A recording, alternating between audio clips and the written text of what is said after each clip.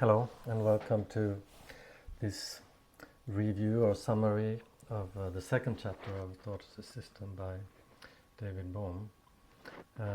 In the second chapter we encounter a bit of the depth of David Bohm's thinking. I was thinking that often when we feel stuck, it's because we are operating or thinking in a limited area where the next step or the explanation we are looking for doesn't seem to be there. It simply doesn't exist within the area that we are thinking. David Bohm is, of course, very good at widening his thoughts, and the fact that thought overlooks so many things. It overlooks what we could call natural intelligence, but in a more general sense, if thought is aimed at action, it's very good that thought is limited, because if we pay too much attention to details, perhaps society as it is would simply stop operating. But at the same time, the very reason why society is so messed up, if we can put it that way, is because we overlook so many things. Not least, we overlook how we ourselves are operating. So Bohm, he's looking, he's learning, he's probing into. He was a great thinker and a theoretical physicist, and now he's probing into this thought as a system and bringing a lot of things into it. There are three main ideas in chapter 2. There are more, but as I see it, there are three that have to do with how the system operates at its most fundamental level. So Bohm discusses what he calls reflexes. What are that? Why is he choosing to call it reflexes? And also the topic of necessity versus contingency. What is necessary, what is contingent? Now, he also talks about our view on reality and our sensitivity towards intelligence, and the need for bringing in sufficient depth in our thinking and our looking in order to be able to look at this system with insights. So if we want to break into it, we need a deep enough or wide enough area of thinking. So I will try to talk about these 2 or 3 things for a bit. First of all, the reflexes. Why is that a good word? The term reflexes is appropriate because of neurophysiology. Yeah. So that is what Bohm says. We can think of the neurophysiological part of us that is triggered by electrical impulses, chemical impulses, and sometimes also pressure, sensation, pressure. All of these, they trigger responses in us, reflexes. So Bohm brings this notion that we can look at, that it's meaningful to look at our thinking or thought as a series of reflexes. In the book there's mentioned a psychologist, Piaget. This is foundational psychology. They talk about a child playing with her father in this case, and when the child is very young, so they are playing peekaboo, and the thought is, so the idea is that the child sees the father as a new person, new father, each time he hides and appears. After some time, something is registered. There's a scratch somewhere, or memory, or something is registered somewhere, and the child begins to see the father as the same father each time. A form of recognition is triggered. The parallel here, the recognition, and the reflex is the thing to think about.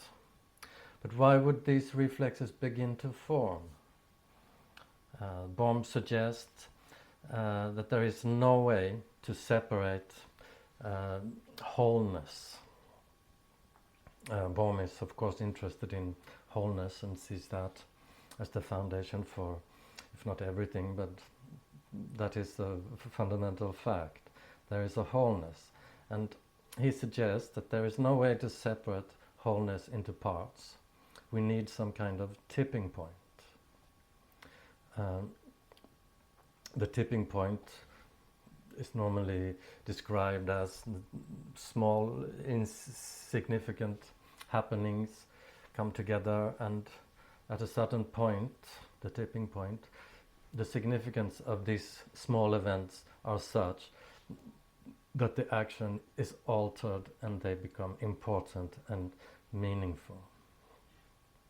This tipping point, or this point where wholeness could be said to be looked at as parts, the principle, the first principle, or the tipping point, is, suggests Bohm, a reflex taking place somewhere. If we take a few steps further, we see that our body is full of reflexes. We have a sensation somewhere in the body. We immediately know, do we need to go to the toilet, or are we hungry possibly? And we have many reflexes like that. Anger, fear, all those kind of things. The point here is that these reflexes, some of them, certain types of reflexes, some of them are, of course, certain types of reflexes can be conditioned. Yes, we can work with them. An example of driving a car is a situation where it's very useful and desirable to condition our reflexes, so we don't have to think all the time, what's that? It becomes an automatic or automated way of acting. But of course, there are reflexes that are not that desirable, but they are still there in abundance. So in a conversation we can be aware of our reflexes. Yeah, what is my name? I am a banker, I'm Swedish, I'm Catholic perhaps. This is my culture, this is the way we do it. In a certain way I'm different from you and you are different from me. So those are the things that are involved in it. We develop reflexes and in a sense become or start to feel that we are different or separate. So these kinds of reflexes are also operating, not just for practical purposes like driving a car, but also reflexes regarding who am I, our identity. And they are operating in a much less desired way. They seem to be innocent at first, but they will have more far-reaching consequences. So one question that I find possibly we cannot go into here is, Bohm points out that one question is whether there is the unconditioned or not. And he says it doesn't matter where it is, but it is important whether it could act or not. So the reflexes are acting, that is what we are concerned with or looking into. But the question is whether there is such a thing as the unconditioned and whether it could possibly act. If it could not, then there is not much use to go after it or look into it. After all, a key cause for going into all of this is that our conditioning has suddenly begun to matter. If you have one tribe here, one tribe there, they are fighting. It's not nice, it's not good. But now, our reflexes, our mode of behavior, it suddenly matters a lot. Because coupled with technology, it could possibly threaten to be the end of us.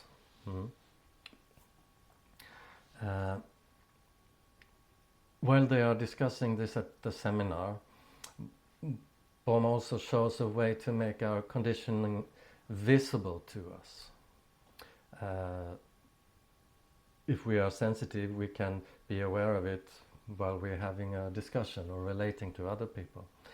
But he points out the fact that these, just like in the case of driving the car, these reflexes have become not visible. The brain is set up in such a way to hide these conditionings. And we are hiding our assumptions, so we don't have to think about it all the time. So things like nationality, religion, driving car, all of these just become a part of, this is how I think. It's an automated fashion. But if we can bring out the thought that is behind it, we can also bring out the thought that is behind the reflex. He says the system, or the reflex system, it's much more one thing than it presents itself to be. It may present itself to be a part, just like a chair and a table is separatable in a meaningful way. We can put the table here and the chair over there, or get a new chair. But the system is not like that. It's much more one thing: the thought, the feelings, the chemistry, the electricity even. And some things condition us very strongly. This is actually our next point. So if we say that thinking or thought is partly or partially dominated by these reflexes, it's the foundation or the start, and we are dominated by it chemically, and this has become the feeling that this is the way I think. Perhaps I feel bad, and I assume it's necessary to feel that way. Or I take it out in the world and I blame others for it, start conflict, and so forth. So the next point that Bohm discusses is the question of necessity and contingency. So these reflexes, are they necessary, contingent, or our whole behavior? So necessity simply indicates that things must be this way or a certain way, while contingency suggests that things could be different. So in this part of the seminar, I come across what I think is my favorite quote, and I could possibly be paraphrasing, I don't know, but it goes like this. So, we make reasonable assumptions based on contingent facts. So that is a subtle topic, and possibly it's some kind of insight that is behind it, or a partial insight that makes the topic familiar. It's like saying that things don't need to be this way, but this is the way things are, and so I will play along, because after all they are this way. I don't know if everybody has this feeling that actually we are not a human being. We are something else, or we could be something else. And why are things the way they are? Why are we living in a world like this? All things could very well be completely different. But in whatever way things are, things are a certain way rather than not. Things are not all over the place in any way imaginable. Things are a certain way rather than not. And this is where necessity and contingency come in. Our view of reality are bound together to what we consider to be necessary or contingent. So this allows us to map things out. Bohm suggests that a map is very much warranted. It will help us to look.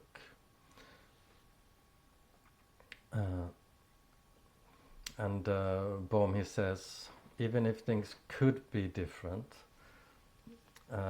insisting on that is possibly a case of what Bohm calls banging your head against contingency, meaning you don't accept anything. You find no way to proceed, you find no way to map things out. But, as he says, some basic ideas, they won't turn aside. Things are a certain way. The real danger, though, here, as he points out, is our conditioning and our incoherence that we talked about in the first chapter, and combined with advanced technology. So to be conditioned, to find a certain thing absolutely necessary, incoherence, this is not a good way or a right way, and with the backup of advanced technology, in this case perhaps armament, is going to be a very dangerous combination. Because people fight over what they think is necessary. These things that can't be put aside, like the nation, my convictions, my religion. But there are much smaller things that have this kind of power, not just things like nationalism. And what we think is necessary, this will later lead also to the discussion about dialogue, which Bohm is well known for, because he says that dialogue is very much about necessity. It is necessity that prevents dialogue. So that means if we have, I find this necessary, you find that necessary, we find no way of having a dialogue. We try to compromise and negotiate, but the necessities are there and they may come back at a later point or stage. So he stresses that a way of opening up the system is rigid, it's based on reflex, chemistry, whatever. These are things that are very difficult to just think your way out of, or say, come on, let's do it like this instead. But a way of opening up the system is to look at necessity, to watch necessity at work, from a simple idea, how it comes to be a conviction, how it becomes an impulse to act, it becomes a compulsion, it becomes rage, and so forth.